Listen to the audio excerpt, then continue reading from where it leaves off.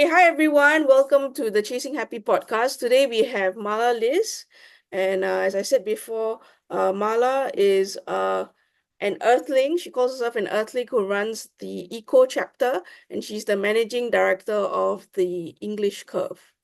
Okay, so English Curve, could you like describe what do you mean by Eco chapter and English Curve? Could you tell us a brief explanation of what those two organizations are? Okay, hi. First, thanks for having me on your podcast. So yeah, the English Curve has been around since 2019. It's a English language company, so there I teach anything to do with English, really, whether it's writing or presentation skills or CV skills or um, creative writing, English, the basic English, also business English, and now I'm also doing English for sustainability, Hmm. helping people with report writing or checking for greenwashing facts, things like that. And then the Eco chapter has spun from that. So the Eco chapter was started last year in June 2023, and it is the environmental arm of the English Curve. So using like language and words as a kind of eco-literary activism, to combine my skills of education, English teaching, and my background in animal science and environmental science. Okay, cool. So let's just dive right into this. We are talking about environmental activism today. And Mala is a great example of an environmental activist, but she does things a bit differently. So we know that the environmental crisis has been called one of the gravest challenges facing humankind. And different groups and individuals have taken on various forms of advocacy or activism, how you want to call it. We have Greta Thunberg shouting, "How dare you!" at world leaders and groups like SG Climate Rally, which is more a local-based activist organization, and they do more hardcore research along with other events that they hold and other forms of activism that they do. So why did you were mentioning earlier this eco-literary activism? Why did you choose your niche of eco-literary activism? Maybe you could help to define it and also tell the audience, why do you think this is an effective or smart way to tackle the environmental crisis? Yep. I mean, so think about words, right? You think in words, you dream in words, everything you read is in words, everything you watch is in words, and the way that you communicate everything that you want to say is also in words.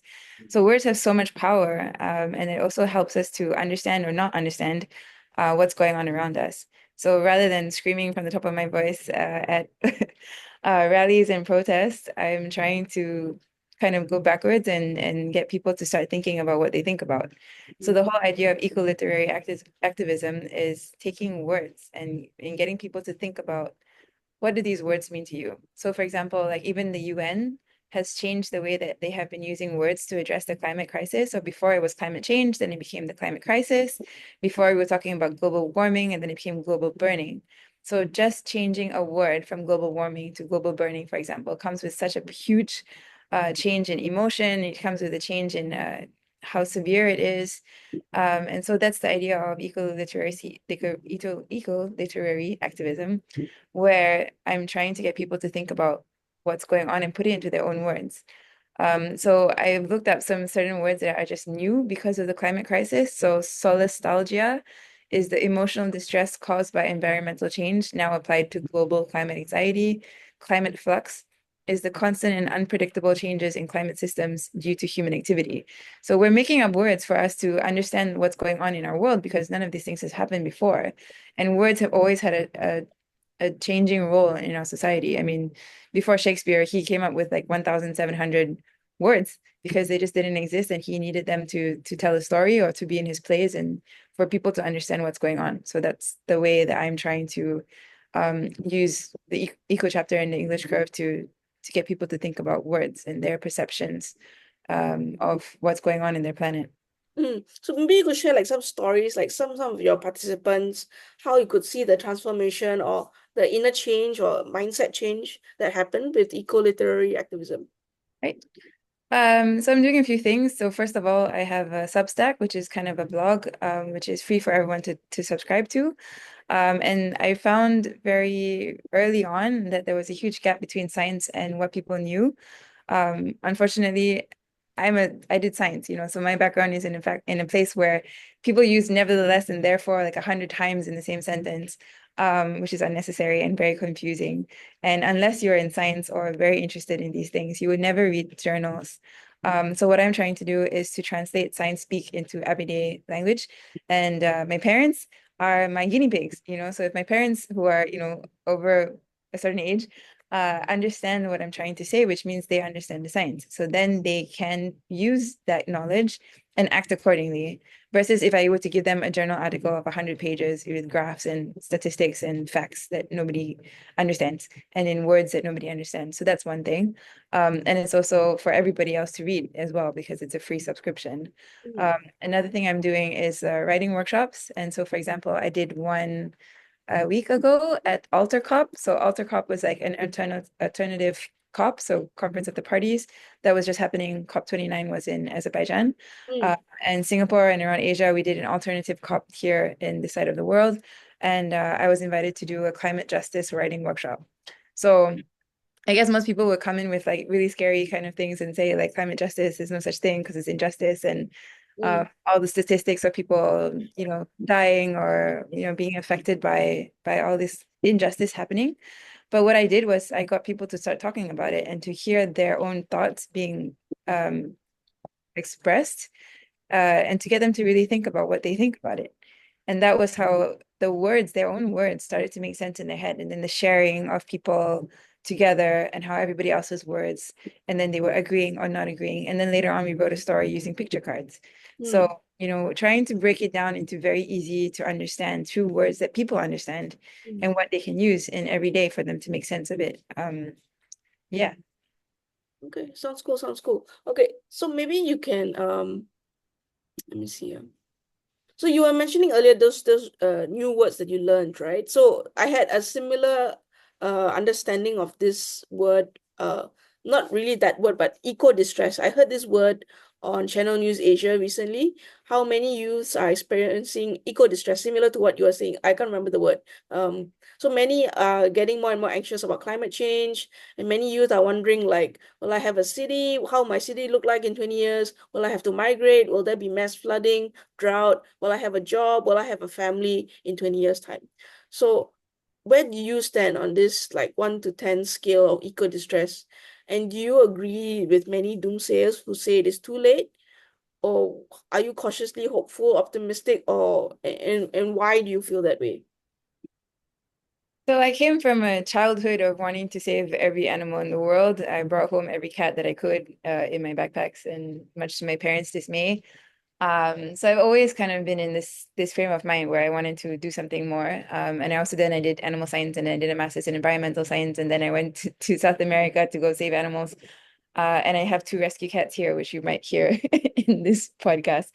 But yeah, my brain has always been in this space. And so I've seen it, also seen it firsthand because I've been to places again and again. And I'm a diver, so I've seen coral reefs fall apart. I've seen the forests in Singapore, for example, disappear.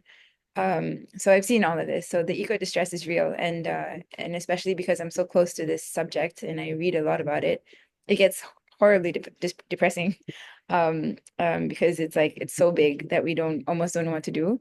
And unfortunately, with the youth of the world, I also teach in a high school, so sometimes I feel terrified for these kids because we don't know what's going to happen, and it might not even be their fault. It's the fault of our generation that has caused so much catastrophe. Mm, And it doesn't seem like we're doing very much. Well, that's not necessarily true, but I'm just talking about the COP and the recent election. So like it's probably a very scary period of time right now. So the eco distress, I understand it, but a lot of why people are distressed is also because they don't understand what's going on. We're scared about what we don't know, right? And the fact is that unfortunately in most school systems, climate change is not being taught. And if they are, there may be just the systems of the world in geography or in science, but there's very little that's actually being explained. And it also goes back to that whole idea of like science journals are difficult to read. mm, Um, so people are not sure what's happening. And it's also being told by different people with different agendas. And therefore, like, it's difficult to make sense of it, and therefore you get scared because something that you might hear might be just random. Like, recently we had the floods in Valencia, so many people died. Even in Singapore, we've had flooding like twice in 2 months, and people just don't understand why this is happening because it's not explained very well. Mm, So of course, there is a definite realism behind everything that's happening, and we can see it. But I feel that that can be solved with education, first of all, mm, and possible solutions that you can do as an individual. Like mm, at the moment, there's this thing called this triangle of inaction where the individuals look to the government and to the government to save us, and the governments look to the corporations to say, you guys have all the money, you should do something about it. The corporations, who are the producers, look to the consumers, who are the individuals, and say, well, you are demanding all this produce from us, so we're just filling in whatever you need, the demand and supply. mm, So it's very difficult then to feel empowered as an individual when you have these two big governments and corporations that you feel are supposed to save you. mm, Whereas if people start to tell stories of solutions that we can do on our own to feel a bit more empowered and less helpless, I think it's definitely not so scary, which is kind of what I'm doing for myself. mm, Um, my little way of fighting for my planet or my home is through words and through the workshops that I'm doing. And so then I don't feel so overwhelmed by everything that's happening because I feel like at least I'm trying to do something as well. mm, But I mean, it's also been a global phenomenon that, birth rates around the world are decreasing because people just don't want to have kids and bring them up in this VUCA, right, situation where mm, it's volatile and uncertain, and things like that. But it's also we're also not being shown that there is a better life available, possible, right? All our ideas of success is that if you're not a millionaire or Jeff Bezos and you don't have a private jet or a condo, cash, car, condominium, credit card, whatever, five C's, right? Then you're not successful. But that's so not true because we are either comparing the super, super rich and the super, super poor, and we're forgetting about everybody else in the middle who are quite happy with sufficient with whatever we have, the middle class society, which is the majority of populations around the world. mm, So I think we also need to show stories of it's okay to have very little, to wear secondhand clothes, to eat vegetarian, to have a more simple life, and to appreciate the luxuries of like not having to rush everywhere and attend every meeting and answer the phone the minute it beeps. Having slow Sunday mornings with coffee and, for me, the cat's on the couch. And I think we need to show more stories of the fact that it's not going to be so scary because you don't need that much. mm. Okay, okay. So I'll be sharing your links in the description so people can check them out. Your Substack and your blog and your what was the other thing? The links to your organizations, right? Yeah, Okay, that'd be great. Thanks. cool. Okay, so we all know that like so you were saying there are different ways of being environmentally friendly. You were saying about being vegetarian, living simply, wearing secondhand clothes. So we all know some basic ways of being green friendly, take more public transport, ride the bicycle, fly less, the 3 Rs, use less plastic. Where what other lesser known ways are there that we can be green? And maybe we could name like maybe around five that that's lesser known ways that people don't really hear of so often. I mean, you read a lot of journals. I'm sure you're more aware of things that we don't know. Well, first of all, it's definitely education. I think that's the main thing. I have lots and lots and lots of workshops I'm happy to share with everybody. And I'm Mm, also setting up an online platform for teaching people about writing and teaching people about eco books. I'm starting an eco book club. I'm doing writing circles. So a lot of it I feel is education, and also having a community is secondly, mm, where you don't have to feel so terrified.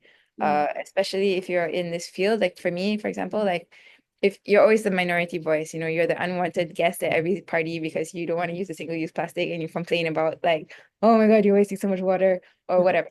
Right. So having a tribe of a similar uh people with a like-minded people, it really helps because then at least you don't feel so left out and ostracized. So education and community, and then actually like the 3 Rs, they are a bit obsolete now because recycling doesn't work. I mean, Singapore's plastic recycling rate, for example, if you can look at the NEA website, it's like 6%, and the global plastics um percentage is like 9%. mm, So recycling doesn't work. And unfortunately, we are being inundated with really bad greenwashing Mm. Products say that it Could is. you explain why it doesn't work? Like if you like reuse, don't use new plastic and you reuse old plastic, why isn't that helpful? Yeah, so the idea of recycling in itself is hugely difficult to do. Mm, Most of the things that have 100% recycled plastic on it is not 100% recycled plastic. mm, It's not so easy to break down plastic molecules. And even if you recycle them, for example, you think about it like a jigsaw puzzle, a mm, water bottle as a jigsaw puzzle, right? Your cap is HDPE, so it's a thicker plastic. The bottle itself is PET. And mm, then you have the label, and maybe it's a different color, like Sprite used to be green. And mm, then you crush all these things up into a big vat, and now you have all these different colored plastics in there and different types of plastics as well. So it's a huge process of like separating all the different types of plastic, putting the HDB in one side, putting all of them in different colors, and then separating whatever is a different color or a different type of plastic. And then mm, if there's paint, then you have also chemicals that, cannot be recycled again. So mechanical recycling, by doing that, like a jigsaw puzzle, is highly resource intensive. mm, And the other type of recycling, which a lot of companies say it's recycling, but it's not, because they're melting the plastic into the hydrocarbons, and it's called pyrolysis. mm, It's not recycling in terms of the definition of recycling, and that's not what recycling means. Recycling means to make it back again, right? mm. Recycle, to remanufacture something. So does So that process work what the factories are doing? Does yes, that so it works because it's melting plastic. So mm, technically you can get like the oil that you can make plastic again. mm, But then you think about how much heat needs to go in, how much energy needs to go in, then you have a whole other problem of emissions. mm, So it doesn't solve the problem. So in whatever way that you want to call recycling, it's not a solution, mm, because it doesn't work in terms of it's not efficient. mm, So refuse is always the first, do I really need to buy this now? Do I really need to buy this at all? Do I really need to have this straw? Do I really need to have a plastic bag? Do I really need to eat out? Can I eat there? Things like that. so refuse So rather than yeah. reuse. Oh, okay. Yes, refuse. And then, it's then you really like narrow down what you buy, or every purchase, right? Because you start to think about overconsumption, waste. Mm, There's a lot more things that go into buying something, because then you also have to deal with like space in your house. Then you need to get a new shelf to put the stuff on. And it goes on like that. And it probably will end up in a bin. And especially now, like we're going close to Christmas, right? Like a lot of gifts, I think like there's statistics that say almost 90% of gifts are used once and they're thrown away because you probably don't like or don't want whatever was given to you. Then mm, you have wrapping paper, you have Christmas trees that are thrown away. mm. So this is a season where A so lot much of waste waste. Yeah. happens. Yeah, and also food. So things like that. So there's a really good acronym that you can think of. It's French. So it's bisou, and bisou is kiss. So B is besoin, which is need. So you ask yourself, like, do I need this? And then I is immediate. So you ask yourself, like, do I need this now, or can I wait a while? When I can think about whether I really need it or when I'm interested in it. S Mm, is similar. So do I have something that's similar already? Like I have a pair of pants. Do I really need three pairs of pants? mm, Um, O is for origin. So have they come from like a sustainable source or human rights, child labor, that kind of thing. And U is for useful. So is it really going to be useful for me for a long time, or am I just going to use it once?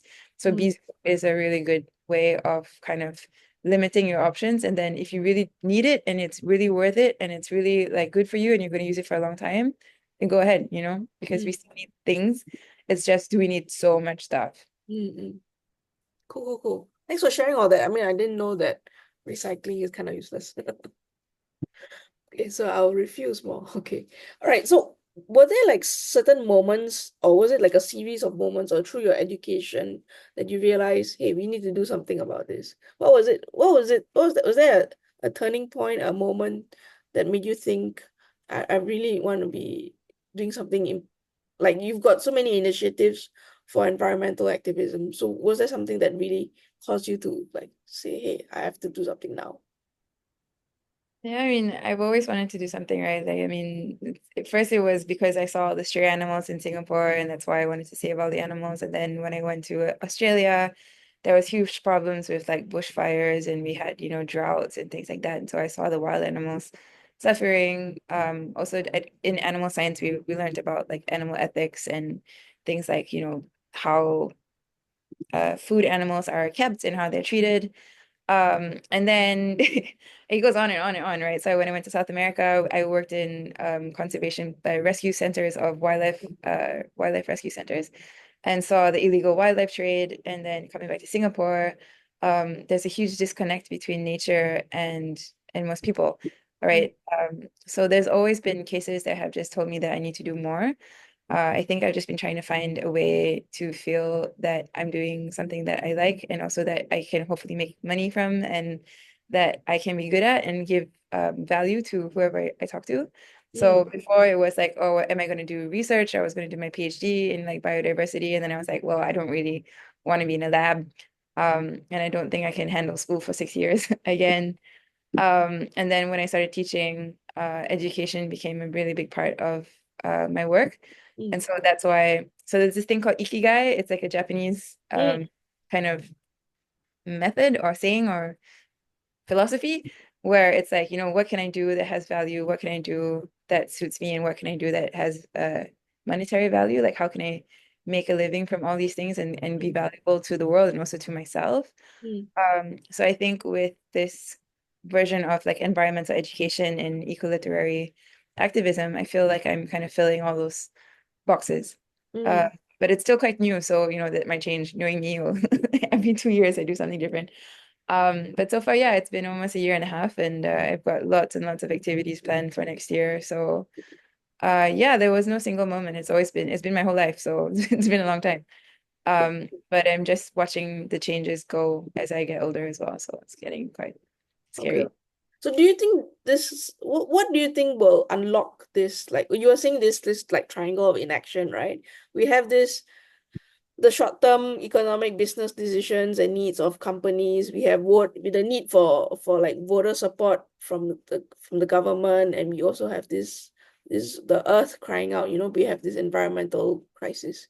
So we have all these different needs, and we have the corporates, we have the governments, we have voters, and it's all like we all seem to be stuck, and it's like yes, things are changing, but they're moving quite slowly. I mean, from COP 29, it's like there was not much that happened again, and again. Yeah. So how do you think we can unlock this? Yeah, I mean, the governments and the corporations at the end of the day, I mean, well, most of the world is powered by the richest 1%. The richest 1% are making all the decisions. They are putting people on the moon. They're deciding to go to Mars, and they're building robots and technology, and everybody thinks this technocratic savior is going to come down from I don't know where and save us. Mm, But I'm like, why don't we work towards saving what we have rather than inventing new things and making more stuff? Because we can see that even with AI, everyone thought that AI was going to be a solution, but the amount of waste or emissions and water that's used for AI servers, it's huge. And mm. we're not seeing and we're not being told about all the behind the scenes that's what's going on with all the Actually, decisions. that's a big point. Like I realized like a lot of people are saying like it's really good like technology helps all this along, but like what you were saying, maybe you could expand a bit more. How draining AI and this kind of like high technology uh like even internet and AI, how does that, like all the data servers, how does that affect the environment? Could you just expand a bit about that? Yeah, I mean, I'm not a tech person, so I can't give you proper detail, but I mean, you just think about your computer, like they get hot Mm, just from being used for very minimal things that we're doing mm, at home. Even just by charging your phone, you can feel the heat of it. And mm, there's electricity going in there. So then you have cables, you have all the minerals and the mining and rare earth materials that are inside your laptops, that are inside your phones, and that people use, for 1 year and they throw it away. And most of those things, like Apple, for example, like I have all my stuff is a Mac. It's like I have an iPod, oops. mm, I have a iPod and I have a Mac, but these things are not made to be replaced. They're not made to be fixed. So things like AI and technology, like all of this stuff is coming from somewhere. They're all being mined from underground. They're all using huge amounts of water to clean everything, to make chemicals, to wash everything. They're labor intensive, in terms of machinery, and they're not made to be fixed. So it's called planned obsolescence. They are planned to be thrown away. mm, And unfortunately, this is also a very much individual thing. Like, why do you need to have a phone every year just because there's a new model that's come out. You know, why can't you use the same phone for 5 years? Mm, And if consumers start saying, I don't want this upgrade all the time, or I demand that I can upgrade just by plugging it in and updating the system, or I can have a modular phone where I take it apart and I change the camera when it is upgraded, then the producers have no choice. You know, they have to kind of um to follow. mm, Right. So yeah, like a lot of the things that we're moving towards now is a very, very unsustainable world of unsustainable behaviors, and everybody wants shiny things, you know, all the time. And that's also the fault of media, mm, right? All the marketing and advertising in Hollywood show everything that's like huge and shiny and expensive, and everybody wants to go on these things. And after COVID, where it was a great time to reset the whole system and, you know, I don't know, maybe even like get rid of debt and get everyone to start again because we had so many things happen. But everything went back to normal. And if not the same, it was worse because everybody now wanted a Rolex and everybody wanted to go travel and everybody wanted to go around the world and get a car and do all the things that they couldn't do during COVID. So it kind of like went the wrong way around. mm, But it is very much an individual choice. Right. And so I wrote this article recently called Conscious Evolution, and it's part of a workshop that I do. It's like a 3 hour collaborative workshop where we discuss conscious evolution and what that means. But the idea that we're not doing things consciously, like we are just doing because we are told by society or by media or by um, television or by friends or like or you know Hollywood that this is what I need. I need to have AI. I need to go for this bigger, better, faster computer or camera or phone. And we're not thinking about all the things that happen after that, the knock-on effects, right? Because somebody somewhere is digging a hole in the ground with a huge machine, which also needs stuff to make that machine, and that most of those places never go back to normal. mm, But because they're not taken care of properly. So mm, there have been cases where like rewilding, you know, they brought animals back to Chernobyl. mm, So it's that conscious kind of thought, you know, first, do I need it? And then secondly, am I buying from a company that is thinking about how do I make sure that I'm not making a big hole in the ground and just leaving it like that? mm, So yeah, I think it's just a more informed kind of decision, you know, mm, which also comes back to education and people kind of standing up for what they believe in. But first they need to think about what do they believe in? Like, what are my mm. values? I saw something on your website, something about the 25% tip over, like maybe share about that. Yeah, so it's called tipping point. Tipping point, yes. Yeah. Yeah, so these researchers have been looking at percentages for a while, and different researchers have different numbers. But I'm quoting from Damon Santola, I think. He's from University of Pennsylvania. And so the idea is that you know, if you take a chair, right? A chair, and if you turn it and turn it and turn it and turn it, and you sit on your like the two legs, right? At one point it will drop. Mm, That's the tipping point. How mm, we make behavior, like a normal behavior, a greener behavior more normal. For mm, example, like I use COVID all the time when I talk about this. For, you know, overnight we went from nobody wearing masks, and the people who wore masks were like the weirdos, right? And then suddenly everybody wore masks, and it was literally overnight. So mm, that was the tipping point. What happened for it to tip over that wearing masks was now a normal behavior mm, everywhere in the world? mm, So that idea that of 25% is that if I talk to three other people, there's four of us in a room, that would be enough to get them all to put on a mask as well. mm, Whereas if there was five, then I would be too much of a minority that it would not happen and I would be the outsider. mm, So the idea of 25% is, I mean, for me, it's quite comforting because it's like, it's not my responsibility to save the world. I know that's for sure. mm, Right. And it's nobody's one responsibility to save the world, but I can talk to three people. Right. And if I talk to three people and three people talk to three people, you know, and it goes on and goes on and goes on until hopefully one day soon we will reach the tipping point where everybody thinks about a greener, sustainable behavior rather than what's happening now. mm. Cool, cool. So, what are your thoughts about US President Donald Trump? He's come in saying that he will back out of the Paris Agreement, and that is going to be a huge problem because globally everyone has signed on to this Paris Agreement, which is a legally binding treaty to fight climate change. So, how how bad is it and what can we do? Yeah. Uh, so the Paris Agreement, I mean, this year has been the hottest year on record, and we've also hit like record high emissions. So how the Paris Agreement works is that greenhouse effect. So greenhouse effect is what's keeping Earth habitable, right? Without the greenhouse effect, we'd have ice age or would be like super hot. Mm, So this idea of a blanket surrounding the Earth is keeping us at a temperature that we can survive. And the idea of the greenhouse effect, the Paris Agreement, is that we need to keep that temperature between 1.5 degrees or 2.2 degrees as an average global increase and nothing more than that, because otherwise it would be just too hot because all the blankets would just be piling on. And those blankets come from carbon emissions or emissions, greenhouse gas emissions. mm, Um, so the idea is that we're supposed to hit net zero emissions by 2050 globally in order to keep the Paris Agreement at 1.5 or 2 degrees.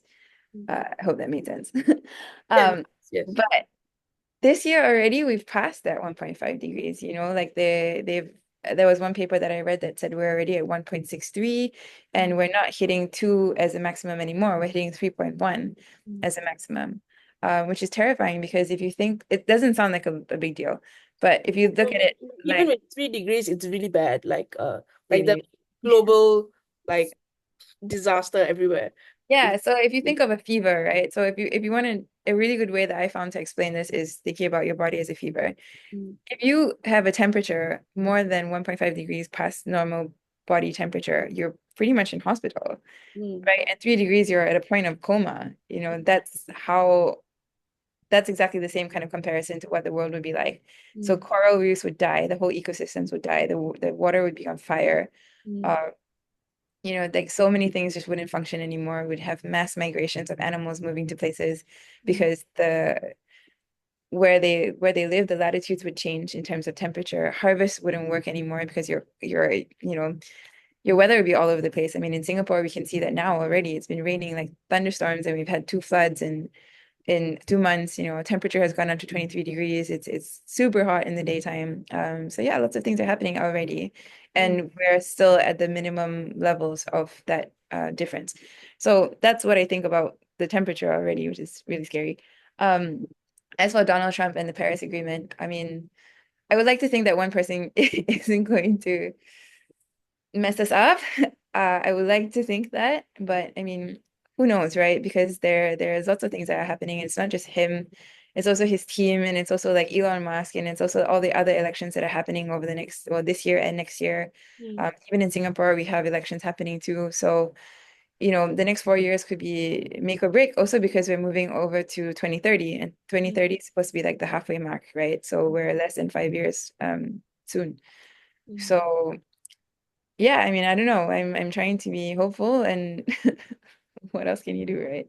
Yeah, because we know that Donald Trump is intelligent. We know a lot of world leaders are intelligent. It's just that, we have they are answerable to the public, and the public doesn't always get it.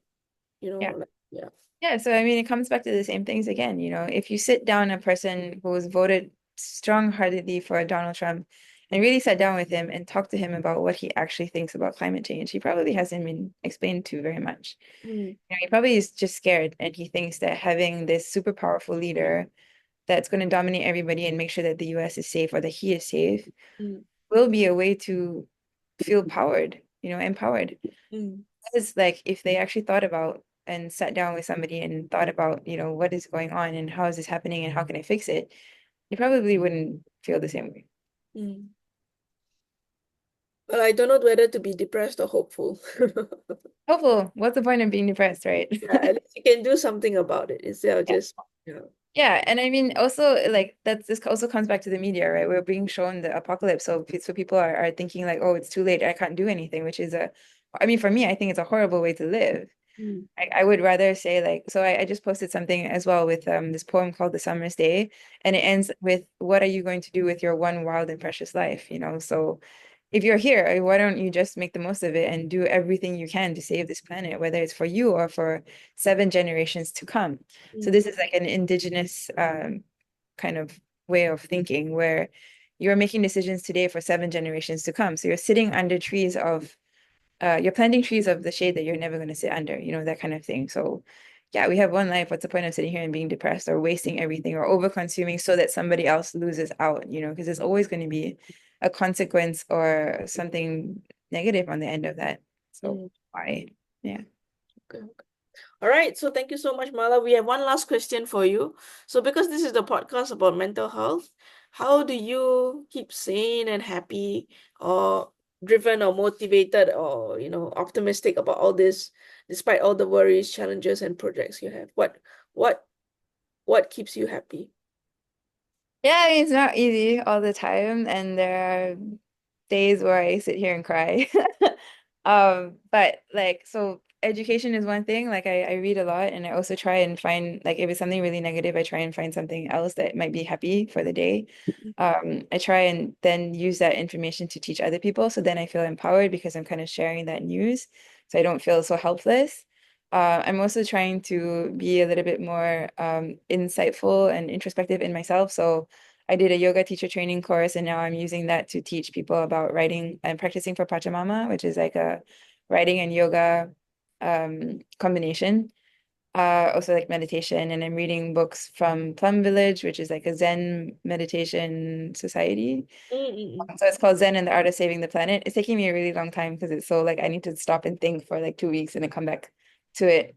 Um, but yeah, I mean that works for me. So like exercise and being around people that also think like me.